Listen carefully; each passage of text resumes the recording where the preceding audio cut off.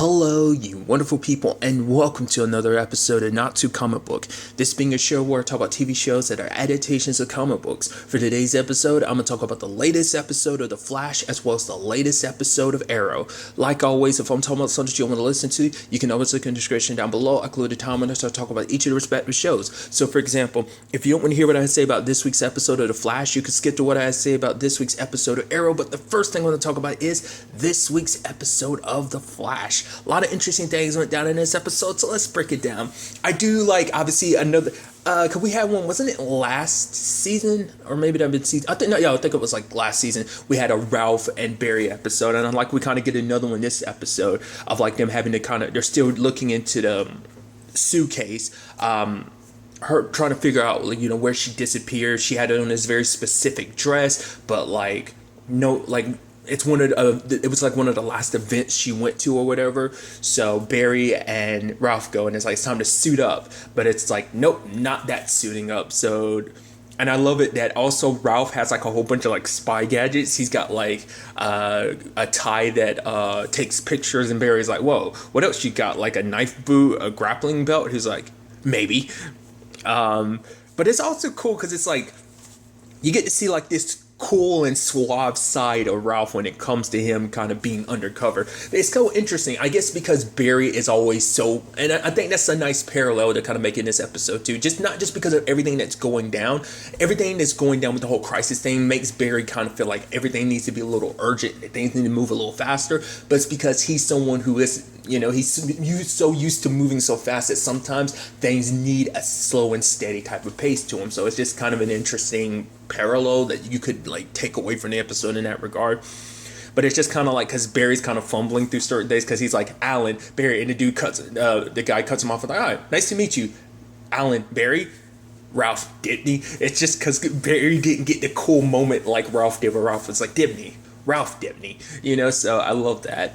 And it just seems like, because once Barry stumbles onto the scene, it just seems like he, like I said, Ralph is kind of suave and cool, because I guess this is kind of Ralph's lane of expertise, because, he's been doing it for a long time. So, like, being himself doing work like this is, whereas Barry has always just kind of been a behind the scenes type of dude. And anytime he's done any main investigating, it's always been as the Flash. So, that's kind of been his forefront when it came to like dealing with crimes and stuff like that. So like, he doesn't necessarily take 100% the approach that Ralph does, because even the whole episode last season of them going undercover, it took Ralph kind of pointing Barry in a certain direction and be like, okay, this is how you handle it. So, but I thought it was just kind of a neat element. But it is kind of sad in the end that Barry, didn't really listen to Ralph, because he puts on, he flashes up and he looks around the whole place trying to find Sue, and it's like, oh, she's not here. So, because he was kind of telling Ralph to kind of like, we should go back to Central City, like Sue's not even here, like I could flash around, but like Ralph is like, no, we got to handle things as ourselves. But because he went on Flash, they ended up getting caught, which is like, I should have listened to you. But and the reason for that is because him and Joe had put up, they made Ralph think it was like some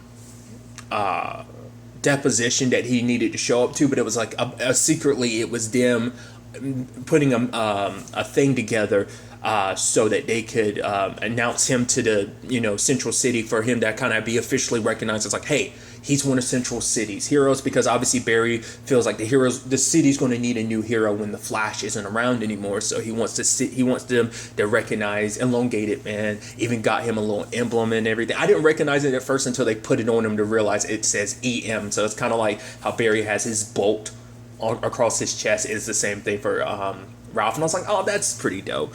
And Ralph was like, whoa, that's awesome that you're going to recognize that. But he's like, but for him, it's like, it's a whole thing of like, hey, but he's more than elongated, man. The fact of the matter is, he is Ralph Dibney. And, for this case, I could have used Barry Allen.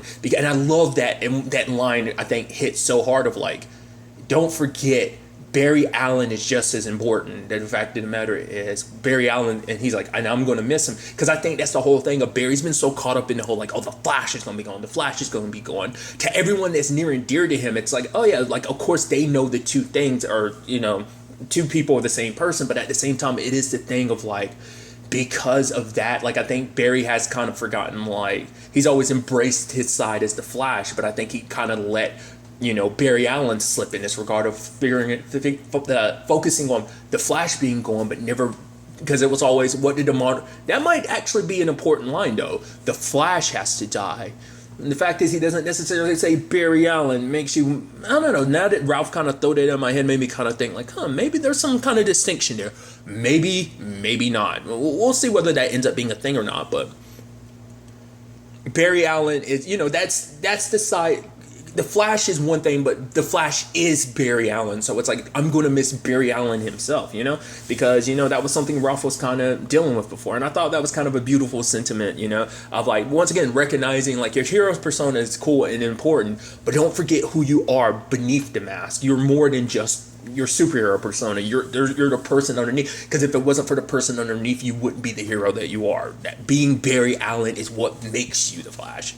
That's me kind of adding more to it, but that's how I kind of like felt about it. So I just thought that was kind of a beautiful sentiment in the episode.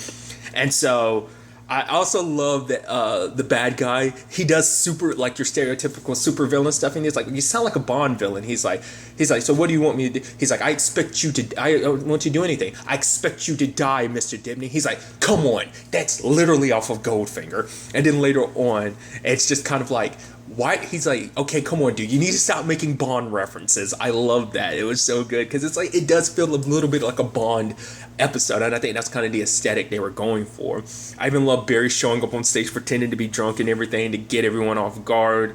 It was pretty badass. And even Barry having his line at the end where it was kind of like, dude was like, good job, impressive, Mr. Allen. He's like, that's Allen, Barry Allen. I'm like, it's pretty dope.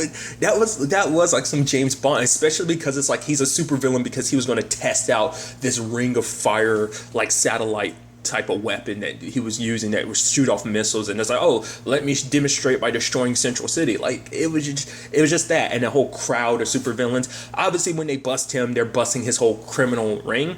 But I thought it was interesting, the lady they had met earlier in the episode, her as well as some other people stayed in the crowd, because I guess maybe they were the more villainous people. Well, no, because I would assume everyone's a villain because you're selling this satellite and you're going to show how powerful it is by destroying an entire city, killing millions of people. So I'm assuming, like, literally, but it's just interesting that some of the people ran but other people stayed. Maybe that means something, maybe it doesn't. But even Ultraviolet showing up, it's like, okay, so there's definitely something up here, because we do know that they're working for some organization. That was something that was kind of set up earlier in the season that we haven't gone back to since, like, the Ultraviolet thing. So it's like, because the whole thing is she's supposed to be in Iron Heights. So it's like, okay, so why is she here? Obviously, she has friends, as the dude says, like, in low places. So I'm interested to kind of dive into that. That seems like that's kind of like a bad, because like because it's interesting that when we actually think about it, the Crisis is actually like the first half of the season, like not even that first half, like a good chunk of the beginning season, but then like comes everything else, because there's the main thing is Ramsey, but then there's also like this other little like criminal organization of metas, or just maybe metas, maybe not, that's kind of working in the background, like what the hell that whole storyline is, but I guess we'll kind of get to that. So but I did like the conference and everything, and obviously Barry passing the torch to Elongate, man. But I love that him and Joe also presented a medal of the highest medal of honor to Barry, and Barry's like, wait, what? And he's like, yeah, because it's like they want people to recognize not only the Flash but Barry, because they're willing to say, but also like what Barry has done for with the CCPD, all other cops are there like clapping, kind of celebrating, because I think we don't get to see it a lot, but I think probably a lot of the stuff that Barry does, as himself, as an analyst, he probably ends up like gathering a whole bunch of evidence that ends up helping a lot of the cases stick, not just stuff he does as the Flash, but just as himself.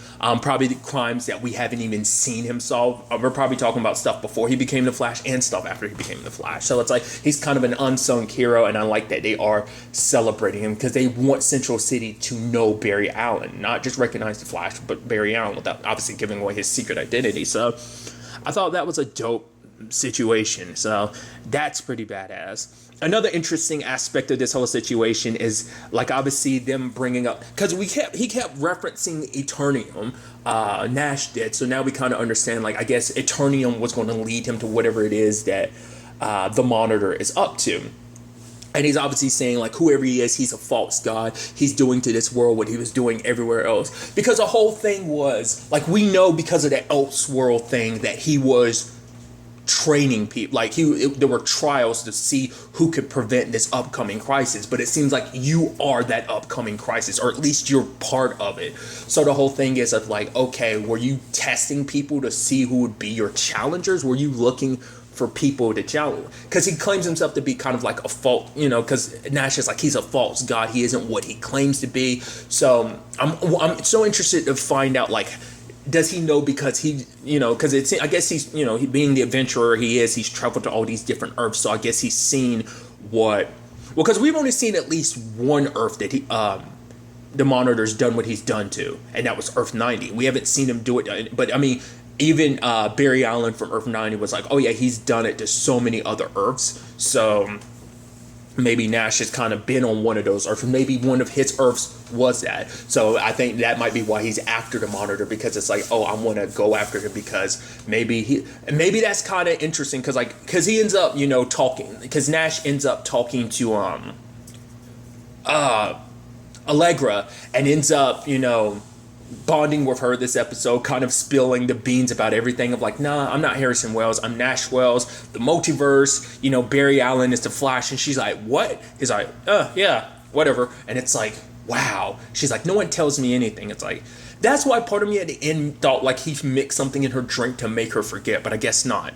But in the long run, it was a whole thing of like, he wanted Allegra's help to basically, she can use her powers to make it so that he can know where to start mining, because if he mines the wrong place, it could lead to catastrophic events. So he needs to learn, he's trying to find out what spots in the wall he can destroy so that they can dig and get to whatever it is that the Monitor's hiding back there. So, because the Eternium kind of creates like a field of like, was it not antimatter, but it was something else where it's basically, kind of similar to antimatter, or actually antimatter. I don't remember what the explanation was, but basically it made it so that Barry couldn't phase through it.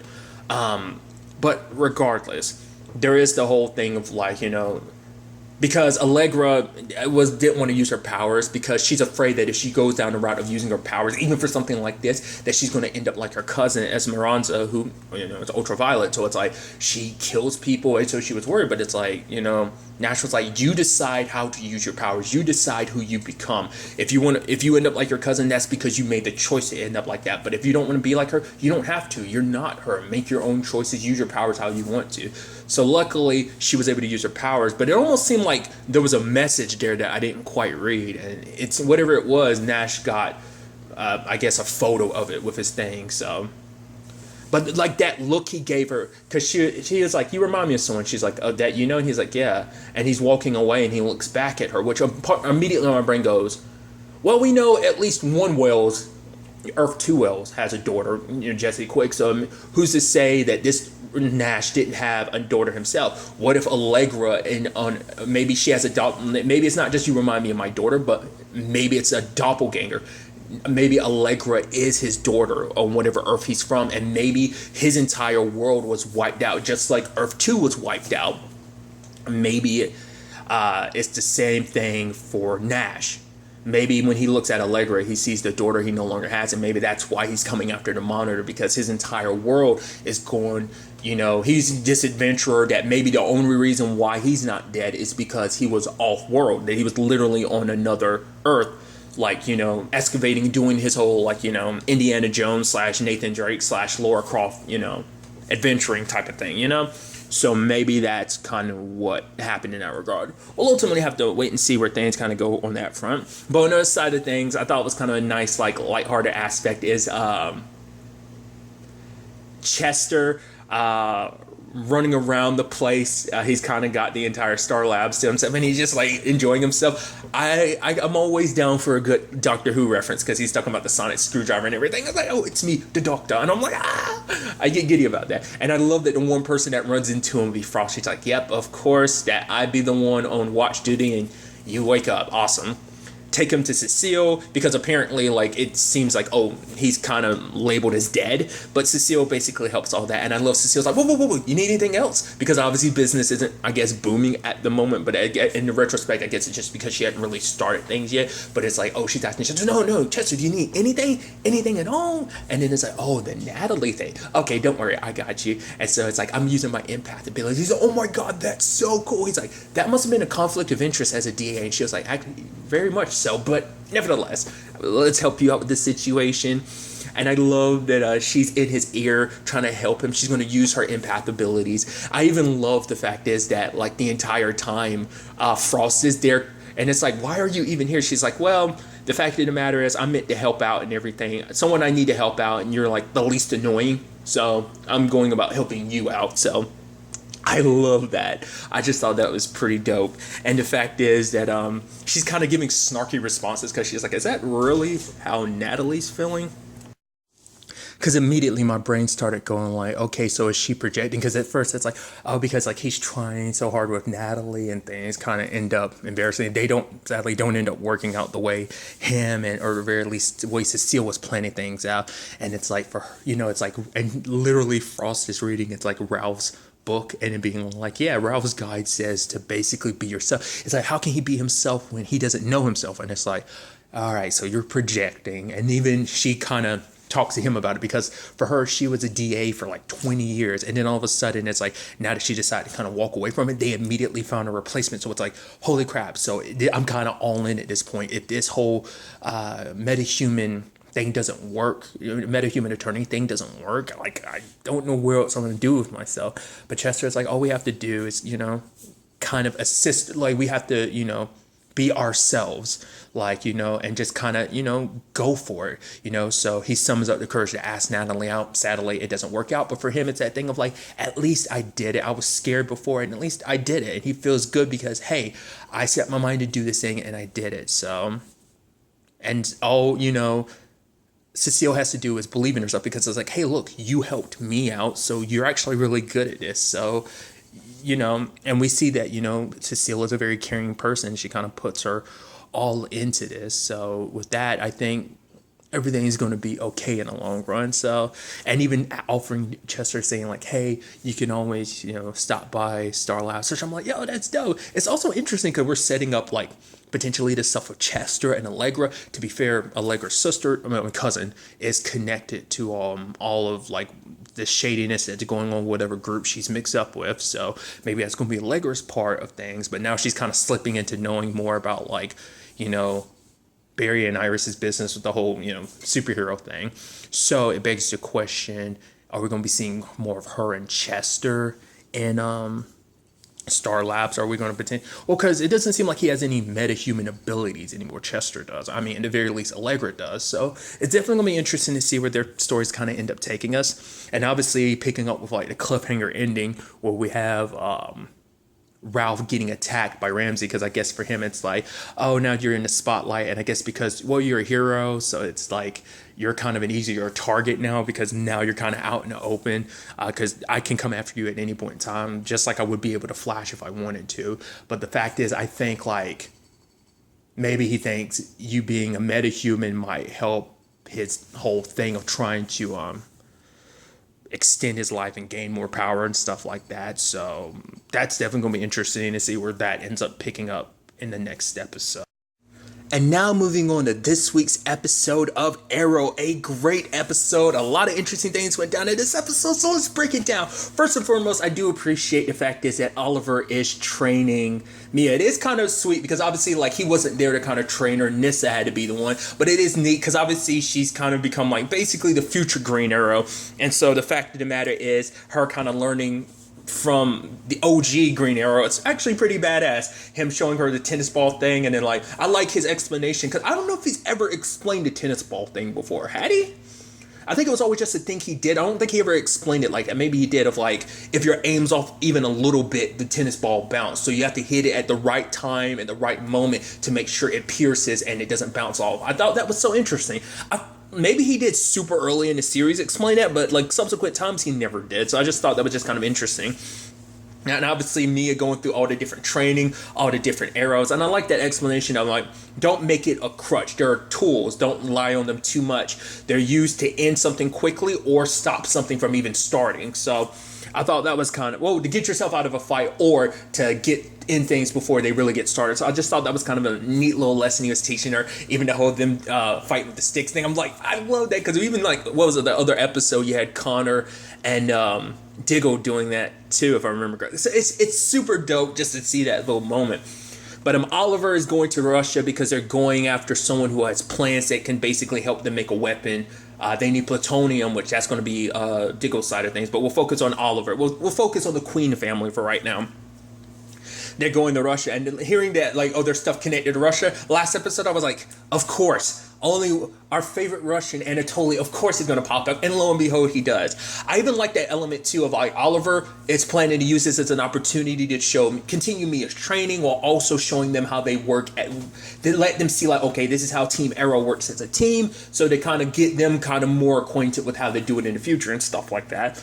But, you know, obviously Diggle was like, that was a dark time in your past going to Russia, being in Russia. Are you sure you want to go? Are you sure you're okay with that? But he's like, yeah, that was a dark time in my life, sure. But I've changed. I'm a different person. I'm a better person. So I want to show them the right path to things without having to reveal that dark part of my life. Which Diggle's like, maybe you'll be able to do it, maybe you won't. Which that ends up being a very neat and crucial point to this episode I like, because obviously the kids get introduced to Anatoly, he gets introduced to them. Also love the fact is, because I almost let it slip my mind, it's like, right, Anatoly and Laurel have history, right? When you were working with Caden James and then Ricardo Diaz. I even love the fact is he's not returned to the Bratva. It's just like he owns his own bar now, because it's like, yeah, you couldn't stay, what was it, in the Maltese that he was at? It's like you couldn't stay there because you got bored. Come on. And I love that. Even it is kind of crazy to see how much Oliver and Anatoly have been through. They have been. It's something they even talk about later. Well, I'll get to it when I discuss the moment, because I thought it was a beautiful moment. But to see them kind of all buddy again after everything they've been through, it's pretty neat. But yeah, they go to basically what is a cage fight that a lot of Bratva people were at. Obviously, Oliver doesn't want the kids involved because because that will be entering territory of his life he doesn't like. So it's like, you guys stay here, stay behind. They go there, and I even love, like, it's like, okay, if you win this fight, because I love it too, because it's a whole thing of like, what I'm assuming is like Oliver's, like, it sounded like it was like the Green Arrow in Russian, because even Anatoly leans in, maybe it wasn't such a good idea to make your identity known more, showing you that it wasn't just Star City. Obviously the world as a whole knows that Oliver Queen is in fact the Green Arrow. So I thought that was pretty dope. And then the fact of the matter is, Oliver has to get in the ring with this big dude and fight him. And even Laura was like, the dude's like twice your size. And he's like, so I'll give him half a chance. I'm like, that's such a badass thing to do. And obviously during the fight, the kids show up. So he was just kind of like, you know what? Forget this, gotta end this quickly. Bam, bam, bam, takes the guy down instantly. And you see Mia being like, whoa. Because Mia was talking about the fact is like, oh yeah, that's how me and Mia met in a cage. She was cage fighting. Oliver was like, you met her where? It's like, yeah, I had to find a way to survive somehow. So I won cage fights, and I fought a lot of fights, and I won. And seeing that side of her dad was like, oh, because I guess in her head, she had this preconceived notion of like, oh, her dad was kind of a bit of a Boy Scout. So it's just like, oh, seeing that like raw, darker side of him like that, because I think for her it made him like, oh, cool, I'm kind of like dad did some stuff like that, he's good in a cage fight, so am I. So it's like, I think she thinks like, oh, I get that from dad. I even love the whole thing of like him being like, oh yeah, he made reference to like a knife earlier, like a kitchen knife. She's like, I don't cook, and he's like, that makes sense. And it's like, I guess because of the whole Felicity angle of things, but still, I just thought, or is that supposed to reference him? I'm not sure, because he's the one that cooks, right? I don't remember which one of them doesn't cook. Whatever the case may be, I was assuming because he was like, that makes sense. So the fact is he made the reference to a cooking knife must mean, I don't remember. I don't think Felicity cooks. I don't think she does. I could be remembering wrong, but regardless, I just thought that was kind of a neat element of that. Like, well, for one, you're from the future, so like that's probably not a bit concerned, but also you're our kid, so it makes sense. But regardless, just before it's like, oh, we're about to get the plans we want, because I did a impressive fight, the Bratva shows up, because we know exactly who Oliver is. It's like, yeah, he made quite a bit of noise back in the day. I mean, to be fair, he was part of the Bratva, so of course people are going to know about Oliver Queen. And so him showing his face here isn't that good. So him and Mia getting tied up. I even love that they brought that element back, because like the element of like, okay, I told you what you want to know about the drive, but then they make Mia do the bell test. I was like, oh wow, that's interesting. I mean, to be fair, it took your dad a couple, like, you had one shot at it. Even your dad didn't do it the first time he had the opportunity. You came super close, but Oliver was able to do it after like many attempts, so it wasn't like a first time deal for Oliver. So, but luckily Mia didn't get killed afterwards. But I really like the representation of that whole situation, because it was a thing of what Laurel had tried to talk about. The fact is, like, oh, you think like because you didn't nail that or whatever, that's a problem. Because Oliver, for one, they find out about the dislocating thumbs thing, which is so funny that's coming back, just because, like, all right, because they made a bit out of that in Elseworlds. The reason why I'm referencing that specifically goes, like, a little while back, I might have talked about this during one of my reviews. I recently went back and rewatched Elseworlds. It's still so damn good. It's so good, even on a rewatch. Oh, those crossovers are so damn good, dude. But regardless, going on a bit of a tangent, but yeah, and even me, it's like, oh my god, you gotta teach me that whole dislocating a thumb thing. But obviously Oliver didn't want them kind of involved in all this, so he's pushing them away. But Laurel is kind of bringing up the fact is that, like, because Mia is thinking the entire time, it's like, because, and I think this is actually a cool element, it reminds me of Nora, where it's like, Nora, all she ever heard about was like how great her dad is, and she just wanted to live up to that. The same thing for Mia. All she's ever heard was like how awesome and great her dad is. The fact that she doesn't know about the Bratva means that Felicity didn't tell her much about the more negative sides of Oliver's, probably like personality and just who he was, a lot of the bad stuff in his life. And it's kind of like, yeah, with Nora never grew up knowing. She only knew about the legend that was Barry Allen, that the Flash. He was so great, he was so amazing, he was the greatest hero ever. But in Nora's case, she never heard about her dad's fumbles, and he had to show her, like, hey, I'm not perfect. I wasn't perfect at this the first time. Like, I stumbled my way to being who I am. Those mistakes made me who I am. And that's actually, and Laurel was trying to say, like, we aren't perfect. Like, because obviously, because for her, it's like, all she's ever heard about is like how great Laurel is. It's like, you're the legendary Black Canary. And she's like, really?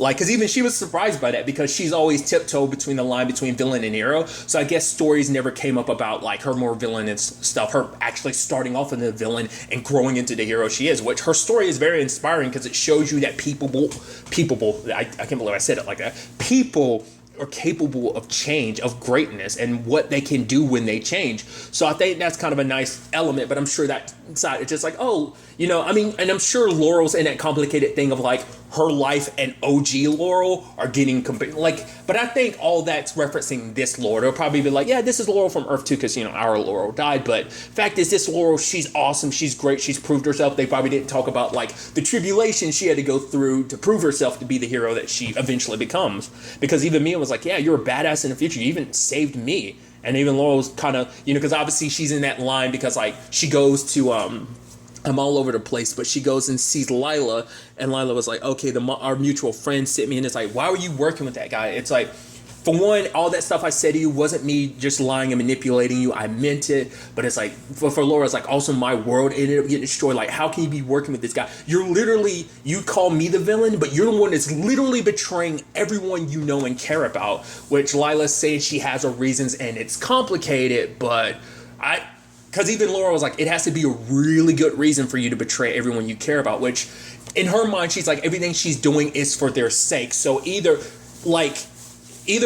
the monitor we know is full of crap. Like, I guess what they learned never got to Laurel. I mean, never got to Lila, or the information they found out from Nano Pavara. Like, I guess, like, whatever information they learned, maybe she's still like, that's them getting it twisted, them getting it wrong. Like, he's here to help us. Like, I'm pretty sure he's lying to her. Like I say, he's playing both sides of this good guy, bad guy thing. That I'm curious to see, like, what that ends up becoming in the grand scheme of things. Like, what is it? Like, I figure if it's anything, it's because she knows their future. She knows what John's situation... Well, because it's not just John. Because I was thinking, if anything, it was about John. Because we know Oliver's going to die because of this crisis. So the same thing might apply to John. Maybe that's why he's not there in the future. I mean, we know Lila's not there either. So maybe it's something in that same regard. So she knows John's future. And to make sure he's there for their kids, maybe that's why she is doing what she's doing. For John's sake, but also for everyone else's sake. Because in her mind, it's like, I'm protecting all of you, so... maybe, I don't know. I'm curious to find out what it is, because they're supposed to be building something together, because she got him the components he needed. For whatever reason, that doctor, that scientist that they saved, like, that was more specifically Lila's part to kind of bring to him and everything. And for whatever it is that they're building, but we'll kind of circle back to that soon enough. But but getting back to it, like, Laurel kind of finds herself in that complicated situation of, she's always kind of been on the incline since season 6. She's been on the incline, or at least trying to be on the incline, especially subsequently since, Quentin died, So I think, she tried to be a better person. We saw that definitely in season 7. Even though she kind of struggled with it, she tried to, lead Felicity not on a bad path, which even that's another thing too, because proof of that, because Felicity definitely didn't talk about her darker times either, because she didn't let Mia know, like, yeah, I tried to kill someone. And to be fair, a lot of that stuff was kept secret from her anyway, so I'm sure given enough time, probably when Mia got older, she would have taken the time to really explain all that, or probably much like Oliver, she thought, like, our mistakes shouldn't be something we teach our kids. But kind of on the flip side of that, I thought was kind of interesting is Anna totally kind of tells them the opposite. It's like, you can't have the good without the bad. Basically, they're not kids anymore. And the fact is, for them to be the heroes they need to be, they need to know both the good and the bad. Because yes, you've done some bad stuff, but you've also done a lot of good too, So it's a thing of, like, learn from my mistakes. See all those mistakes I've made so you can learn from them and not, end up walking down the path I did. I walked down my path. That's my path, but that doesn't have to be yours. Because Mia was so dedicated to try and be like her father, but Laura was basically like, all you can do is be true to yourself. Be you. Don't try to be anyone else. Don't be me. Don't be Oliver. Be you, But when the time comes, Oliver brings him into the fold, and obviously they're part of the plan and everything. And so him and Mia are, in a cage fight against 6 people. Anatoly and Laura were able to retrieve the plans and everything. And I love that whole situation when it was all said and done, after them kicking some major ass in the ring. Which is kind of neat, and I'm sure Mia kind of enjoyed it. Like, yeah, I get to fight alongside my dad. Yeah, this is badass, that type of thing. But what I also love is the fact is that, and once again, it's kind of that thing of, like, kind of like similar to Supernatural, where Supernatural is going like, yo, we're playing the greatest hits type of situation of, like, bringing up, going full circle of a lot of stuff. A lot of this final arc is Oliver going through, it's like, big places. Like, the only place he hasn't been to, well, no, because I had to correct myself. He started off in Lian Yu when he went to Earth 2, so that is a bit of a, a different situation. But then you have, like, he went to Shanghai and Brafa. He's playing his greatest hits, like some of the, like, hardest points in his life he's having to basically deal with, and it's coming full circle in so many different regards. And I think that's the beauty of this situation. So I think, like, it's very similar to Supernatural in that regard. So I think that's actually pretty badass to kind of, and I think that's a cool element, especially with everything, the nature of, this potentially being his end, for the story to kind of almost come full circle like that in certain regards is pretty dope. But I even love William being like, when it's all said and done, he's like, actually, I can kind of get used to this. They even had that moment where, like, he was going on a bit of a tangent, and Mia was like, William, kind of like, focus. And it's like, that's literally like Felicity and Oliver, or literally Oliver and Curtis. So it's kind of, it's just kind of nice to see that kind of reflected there. But I thought that was pretty dope, and it's the whole thing of, like, they're celebrating at the end, and it's like, if you want to know anything, I'll tell you. And it's like, okay, and I guess they want to learn everything. So Mia asks, what about Ling and you? So it's like, okay, so I'm sure he's going to go about everything, because for him it's like, there's no hiding anything. So I'm sure he actually told them probably everything that's literally going down over the course of this series, learning from all, even the bad and dark stuff, and the consequences of some of the actions he's had and stuff like that. So I think that's actually pretty dope. Element to it, to kind of know all sides of it. I mean, it's this way they get a bigger picture, because they've only known little bits here and there about the day. Even William never got probably the full scope of everything, because he was a kid at the time, so it's not like your dad was going to explain everything, but you're an adult now, so obviously he's going to break down everything about what he's done over the course of his life. So I thought, I like that element a lot. And even him and Anatoly kind of circling back to it, like that moment of, like, we were friends, and then we were enemies. But the fact is, he's like, we're brothers now. We'll just be brothers. It's like, not brought for brothers. It's like, no, like family. The fact of the matter is, he's like, I could be like kind of the cool uncle. And it's like, Anatoly. And I'm like, yeah. That was such a beautiful moment, dude, to see things kind of come full circle like that in that regard. I love that, And even Anatoly telling Laurel, it's like, the fact of the matter is, I was wrong about you. The fact is, you can change. Because he was thinking like, because Laurel's like, oh, you don't think I can change? She's like, you change. He's like, maybe. But after seeing this, he was like, I was wrong about you. The fact of the matter is, you have changed, much like I have changed. So I thought that was kind of neat. Him giving her the cosign to be like, no, you aren't the same person you are. You definitely have grown. You are a hero. So I thought that was kind of neat. We'll circle back to, what that means for the end. But on the other side of things, we had Diggle tracking down somebody, and lo and behold, it turns out to be our boy Roy, which he's going by the name Jason, which immediately in my mind is, did they say this? No, but my mind goes, Jason Todd, could you have been, because, Red Hood and your arsenal, could that have been like the little winky nod they were going for? Most likely not. Am I reading too much into it? Most likely yes, but still, I just think it'd be kind of fun if that was what like his little alias, Jason Todd. Well, because he's had aliases before, and I guarantee if I probably went back, it'd probably be a wink and a nod to something else. Maybe not, whatever the case may be. I don't know if Jason was like his go-to like fake name or whatever. Regardless, Diggle wants to bring Roy into this whole thing of getting the plutonium, which Roy's like, nah, man, I can't do that. My bloodlust and everything, which it's so interesting because for him, he's so worried about getting it under control, which the fact of the matter is, which is neat because like, obviously we've had two other characters dealing with the whole bloodlust situation. Thea had to deal with it, but hers got taken away. Sarah ended up, battling hers. And so that's something that's never kind of circled back to her. But, Roy's kind of the most recent person to kind of have, obviously to deal with that.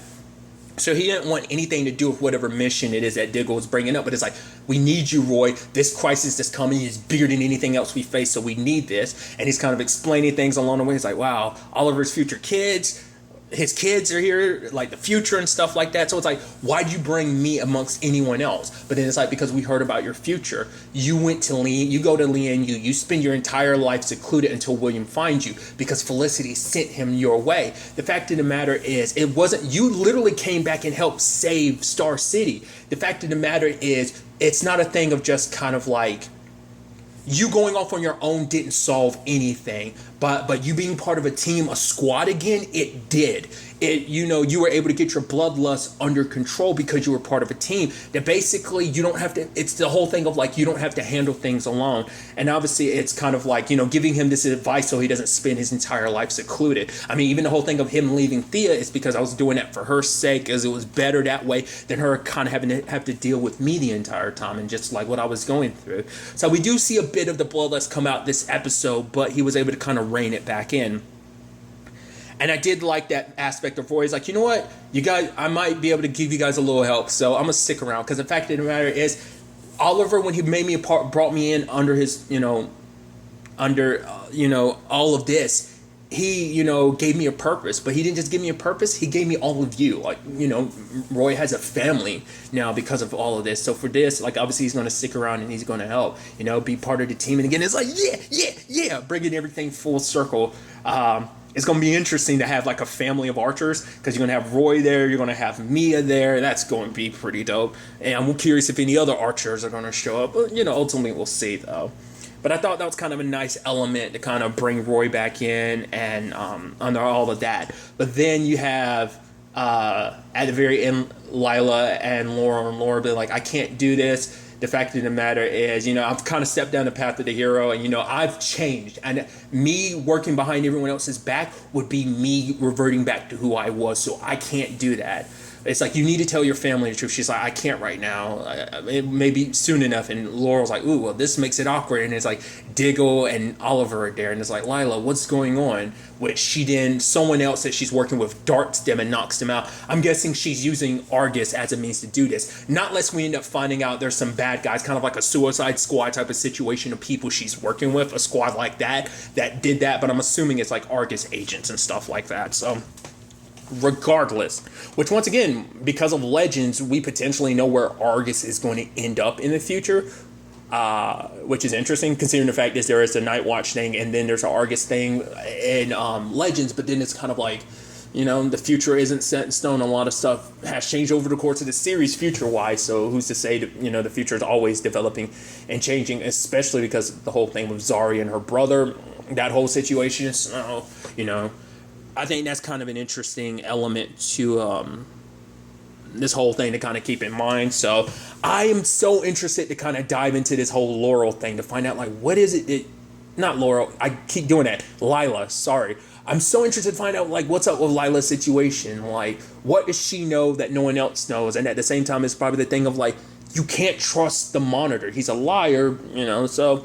Like I said, I'm so excited to see where all this ends up taking us. Also, like, it's kind of crazy to think about, too. I'm like, right, we're down to the wire. Like, we're like, what, over halfway through the season, or at the halfway mark now, aren't we?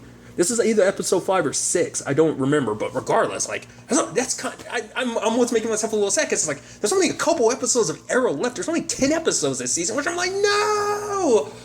But regardless, I just think that just means things are going to be moving super fast, which they already are. So, but either way, like I said, I'm excited to see what the next episode has in store for us for all of this.